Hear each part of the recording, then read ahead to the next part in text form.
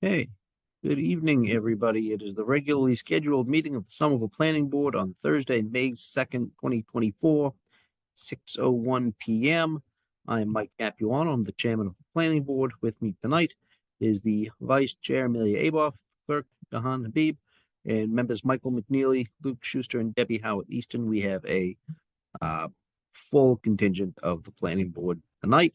Um, for our own meeting, we only have one matter, but the planning board itself will be discussing as a matter of other business on a potential subcommittee that's kind of been in the brain ether for a number of us for the better part of a year to get a little update on that and some discussion.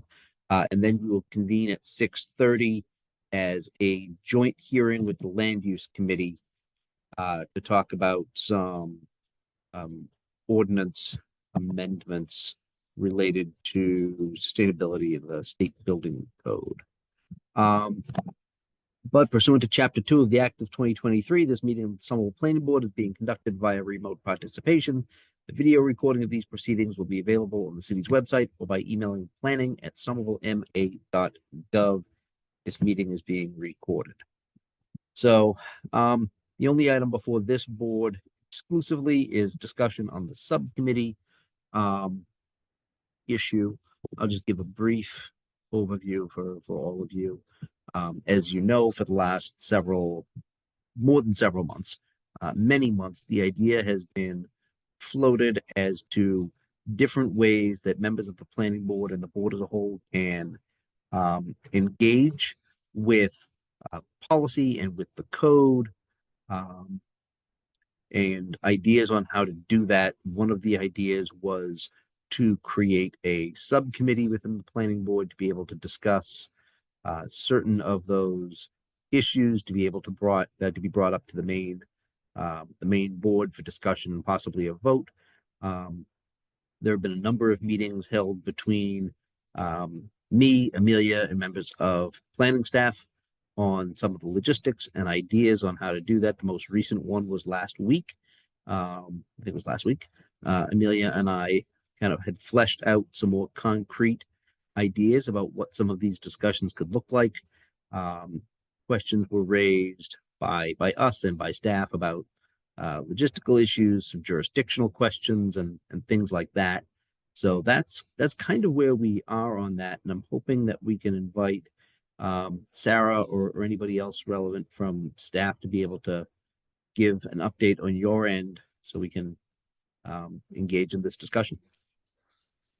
Thank you, Mr. Chair. Sarah Lewis, Director of Planning, Preservation, and Zoning. You're going to be disappointed. So I don't have, there's a couple things. So the detail of the items that you're interested in, I still need to, there's some of them that I have not heard back from legal on yet. As far as the purview, they have to do some, they're doing some research to understand what that looks like in other jurisdictions. And that would be, sort of things about the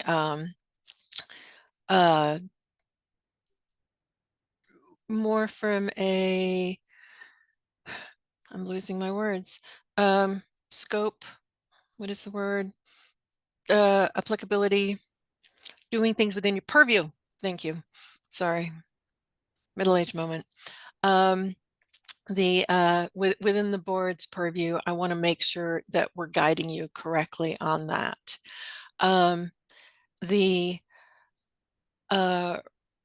Getting the schedule for the big picture coordination, I think as long as we set up a schedule with, sort of which meetings and which divisions you would like to talk to, I think we can go ahead and sort of start doing some of those meetings, but that will be a scheduling challenge with the divisions. As you well know, we're all spread fairly thin. But I think as long as we keep them to specific topics, we can certainly do that coordination. the the one that I was thinking about, for example, is, sort of with the new climate forward coming out, I would love to have Christine come talk to you guys. She's the director of the Office of Sustainability and Environment. I think she would be the right person to have that conversation for you to be able to ask questions of her. Um, the the ones that um, I think as long as we still coordinate on specifically, you talked about zoning amendments, and as you know, you've done that before. Basically, 10 registered voters within the city of Somerville can submit for a zoning amendment. So as the planning board, um, you have rights to be able to submit, but the idea of if there is something too that you want further support, being able to add people to your roster of sign-ons for some of these things, I think you've got that within your purview. Um, some of the ones that um, were listed regarding specifics about housing, those are ones that worry me about the purview of unit mix and that sort of thing. So I think that's more of a um, I think the first step there, it might be a two-step process. So first of all, we talk with, we get housing to come in and talk to you guys before we sort of figure out, and that buys us time to get, buys me time to finish the conversation with legal to make sure we are within our purview as to what we're recommending. There's also a difference, I think, between between recommendations versus guidelines. So I think that might be another thing that we'll want to talk about together to understand how, on a particular topic, how strongly the the board wants to come out in a direction versus what's in our purview.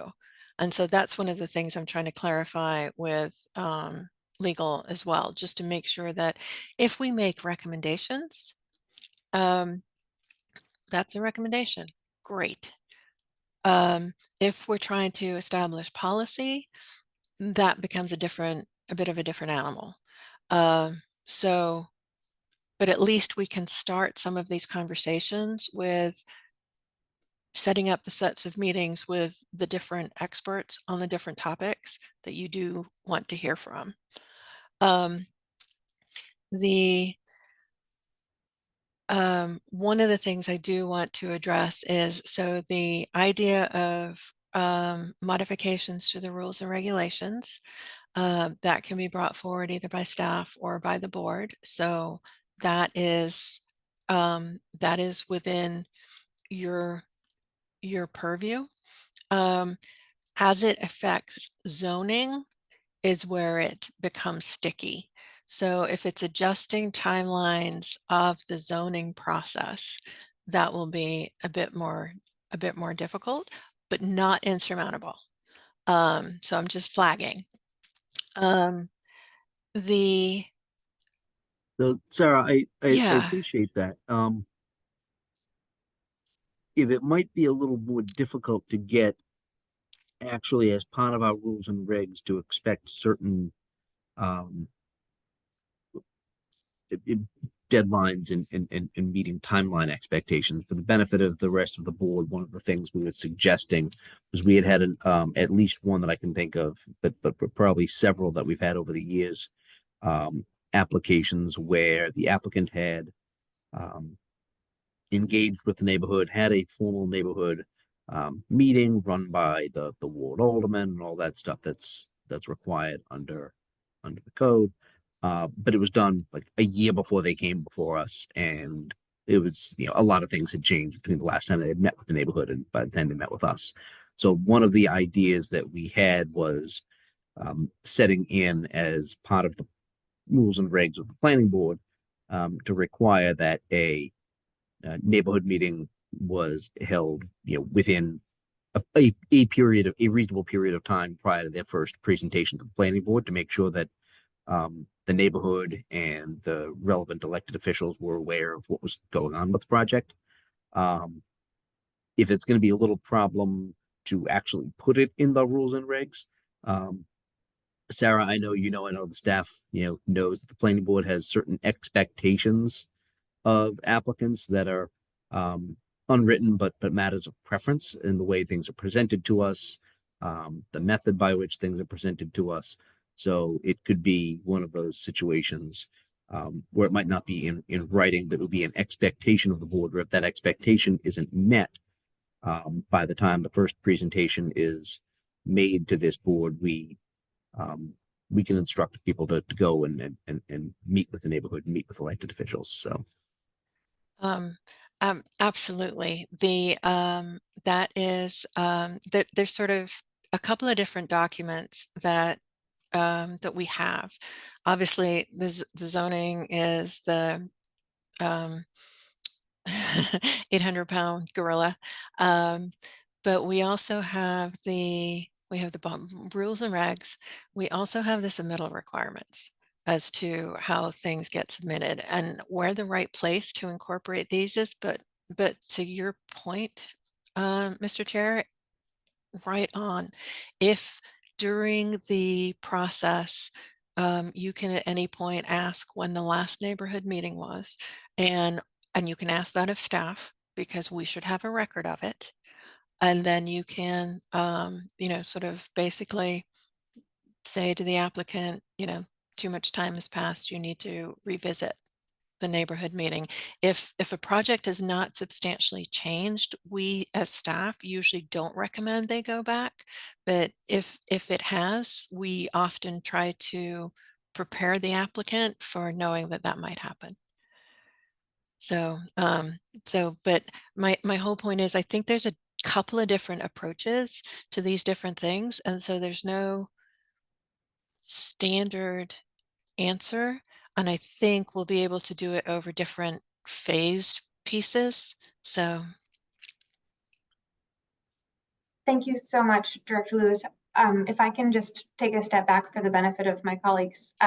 So this is based on a list of potential initiatives that Michael and I have had some discussions with staff on as a way to advance this topic. And there were sort of three categories that we had discussed different initiatives falling into that could be topics for either items of other business for the board in its formal meetings or in a subcommittee. And those were sort of broadly speaking, items of rules and regulation, which we perhaps misleadingly had labeled policy, but things like that, which might be a change to the submittal requirements, for instance. Things like reviewing our standard conditions to understand whether there are improvements that we would like to make to those conditions that we attach to almost every application to make them either more clear or less burdensome or what have you. Formal proposals of new zoning amendments. That would be, concepts that we have from our experience on the board that we think where we would be either starting something from a new initiative or in the cases where we, for instance, recommend revisions to conditions that have come up in joint land use committee meetings, not just saying we have no recommendation on this, but we'd like it better if you did X, Y, and Z, but actually proposing that new language as an additional option to offer to City Council as a recommendation. And then, as Director Lewis mentioned, sort of these big picture issues of coordination with initiatives like the MBTA Communities Act last year, with the upcoming Climate Forward Plan and the zoning implications for that. So those were sort of the overarching verticals that we were imagining things could fall into as we think about. And so this is very helpful in thinking through sort of specific examples of each of those and where it is or is not within the board's purview. But I guess a question that I have is I think the examples that we provided were examples only from Mike and I. And I, for one, would be very interested in hearing the types of examples, if any, that other colleagues might put forward for consideration. And and some of those may have the same issues of being perhaps not in our jurisdiction. Some of them may be things that are well within our purview to address. And I guess we haven't had the opportunity to discuss it as a group because it hasn't been an item on the agenda, and we are being very conscious of meeting law regulations. So is this the right time or forum to open that, or how else are we, what is the correct legal process for opening that conversation to everyone else? This is through the chair.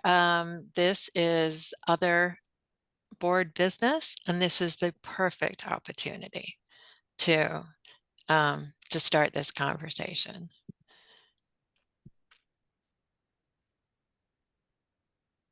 Thank you.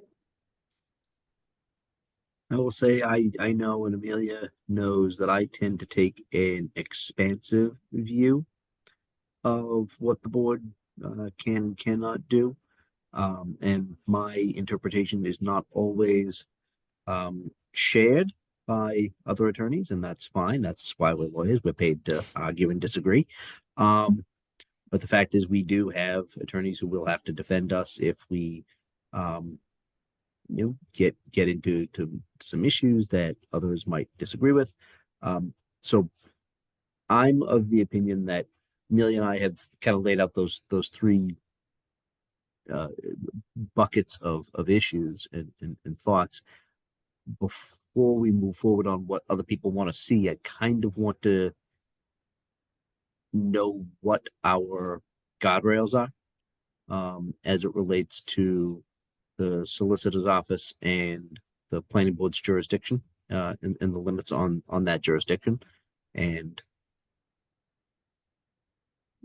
kind of we'll see from there, because there's a lot of things that I want to do, and there's a lot of things that Amelia wants to do, and I'm sure there are a lot of things that you all want to do too. But if we have lawyers that say no, you can't, or no, you shouldn't, then I think we should kind of know that in advance as to how we want to frame the way we think about how we do things, and whether we do things. Because one of the issues that we raised in the meeting last week was exactly what Sarah just mentioned, is there might be a limitation on us being able to propose particular zoning amendments as a board. But there are 6 of us right here. At least 3 of us have, spouses that are registered voters in the city, right? There you go. There's 9. Get one more. Get a friend. Get a dead relative. So there are different ways of achieving the same goal, and I kind of want to know what the guardrails are, and what the path forward would look like in some of those. Mr. Chair, if you don't mind for a second. Now, Yeah. I do want to I reiterate. was joking about the dead relative thing. Of course. I'm a good Democrat, not that good of a Democrat. Good thing we're being recorded there. The one thing I did want to say is the big picture coordination issues.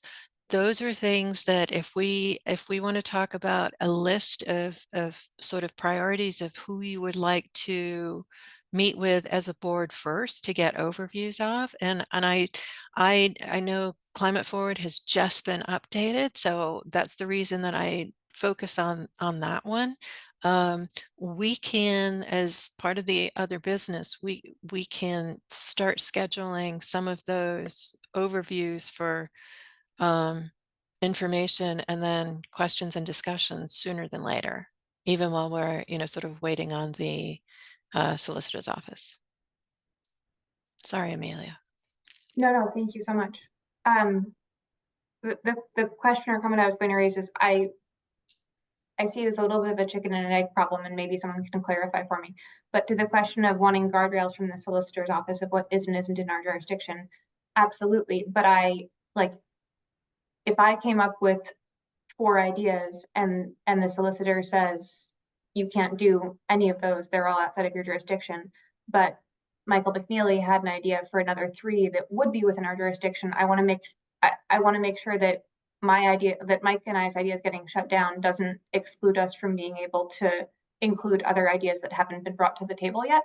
And so I'm maybe I just gotten myself a little bit twisted up trying to think about the right order of operations. Through the chair, if I might, I think it is a chicken and egg thing. I think it kind of depends on the topic and the scope.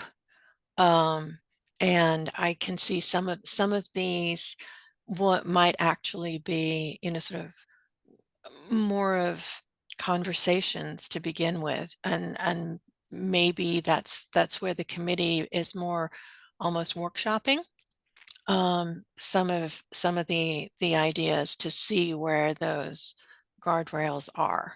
What I do want to make sure is, as far as broad brush, sort of, is there something that, for lack of a better term, you guys should not be touching? How ISD does their job, not allowed. Some of those big picture things, I think we can, sort of, we can find out sooner than later. But there are going to be specifics that need some back and forth and workshopping. Got it. Thank you.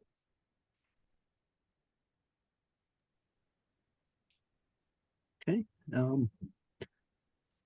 Yeah, I mean, what I was thinking by guardrails was, if they come out and say, you can never have a board discussion and a board vote, initiated by you on topic X.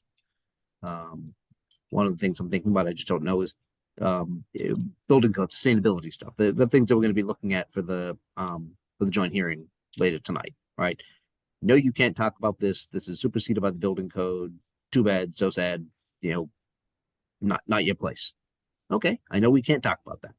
If they say, maybe some housing things, okay, we can ask the questions then. Who has some, housing, initiatives that they'd like to, talk about, or mobility issues that they'd like to talk about that might be able to fit into the purview of the planning board. I think we can ask those questions as they come up, and with people who have, specific ideas on, can we talk about this? Can we take an official action on this specific issue? Knowing that there might be some areas that are foreclosed, for good.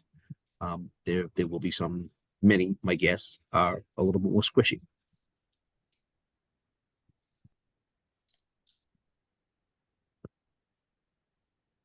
Anybody have any questions or thoughts or anything before we think about moving ahead to join the Board of Aldermen? Yeah, Michael. I guess just real quick, I do appreciate that, this could be iterative a bit as well. We could maybe start scheduling some of those discussions that Sarah highlighted. I, for one, would love to hear a little bit more about the climate forward plan, and, just kind of where, the Office of Sustainability has been thinking about things lately.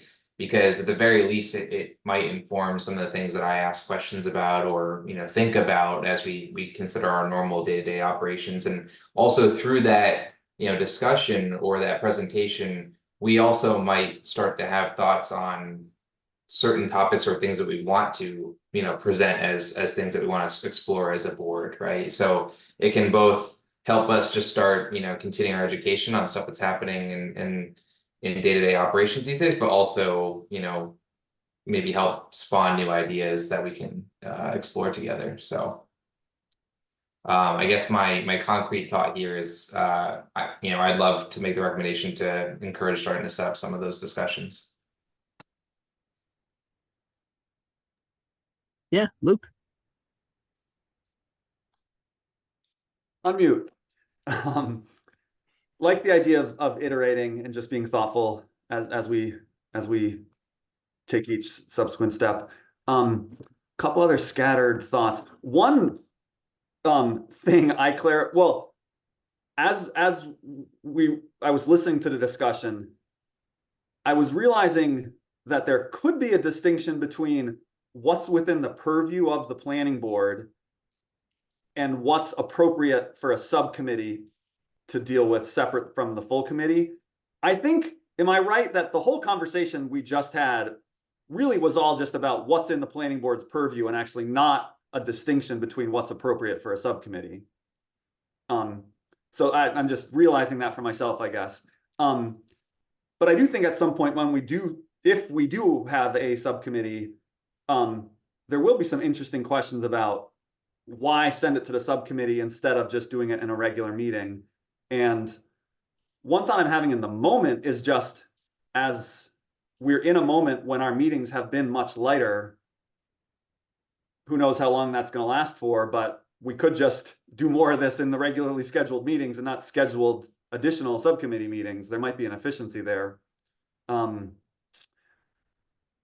That's a thought. And then related to that, I'm remembering from the conversation we had a few months ago where this first came up, I just can't remember if we were talking about this subcommittee as a subcommittee of the whole, or maybe not. It was always assumed it would just be a subset of us and then reporting back to the full committee. Is that the working assumption? So we have some answers on that, Luke. And the answer is we can't do a subcommittee of the whole. It has to be an actual committee made up of actual members for a period of time, usually like a year, right? Who have to have regular-ish meeting. So it can't be an issue in which you're not interested in this month, so you tag me in because it is something that's a pet project of mine. It has to be, here are the members, here's when you meet. And honestly, it may or may not have the opportunity to be staffed, logistically as well, just based on constraints of people. So that's another consideration that I think we have to have. With that in mind, one of the thoughts I had, and I am mindful of the time here, is if we do have certain things that we want to raise, it might be better to raise them as actual matters of other business before the full board, knowing fully well that our agenda is capped at a certain number of items, and that might bump somebody to another meeting. Such is life. It's unreasonable to expect that this board will take on 40 items on its agenda and meet until 11:30 at night. But if there are issues that we need to talk about, there are issues we need to talk about. So long as we open a public hearing for an applicant within the prescribed time in the statute, we've done our job.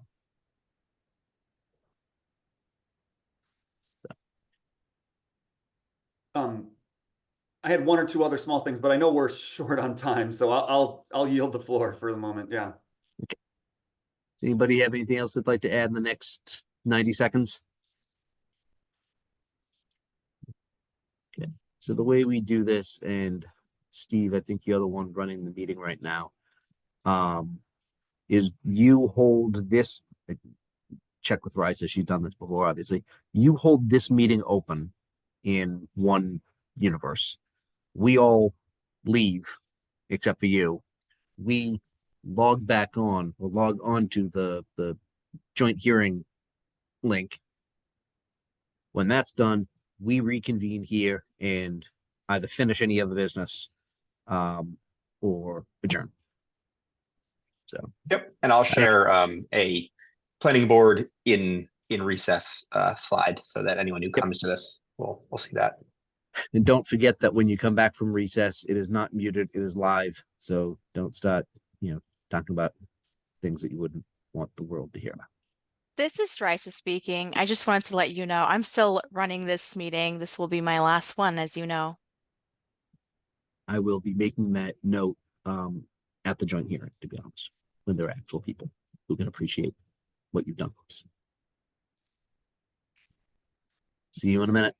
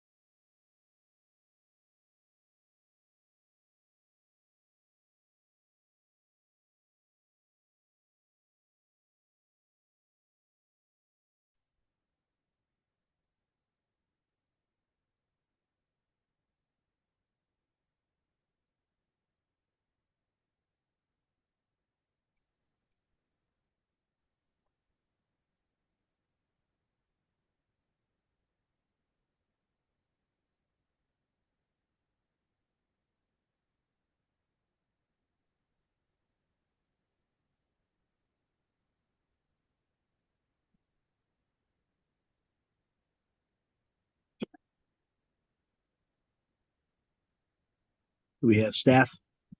This is Risa speaking. I'm present. Aye, right. Okay, we are reconvening as the planning board in our own link. Mike Capuano, with me is Amelia Aboff, Jahan Habib, Debbie Howard Easton, Michael McNeely, and Luke Schuster. We have a quorum. Is there anything else at this point, following the joint hearing that the planning board would like to raise as discussion for its own agenda before we adjourn and reconvene on the 16th? Okay. Seeing none, thank you all very much for a productive night. And the chair moves to adjourn, seconded by Amelia Risa, for the This- sadly last time. Could you please call our roll? This is Risa speaking. Michael Capuano, Aye, begrudgingly. Amelia Aboff, Aye, congratulations. Jahan Habib, Aye, all the best, Risa. Michael McNeely, Aye, good luck. Debbie Howard Easton, I will miss you and hope to see you at the social event. Luke Schuster. Aye, yeah, I get to anchor this. Been great working with you, Risa. I'll miss you all. We'll miss you. See some of you on the 16th to discuss the items that we can discuss with a limited quorum. And we will be in touch on other fun planning board things in the near future, I hope. Thank you all. Night, everybody. Have a nice night. Everybody. Thank you. Thank you so Have much. a good night.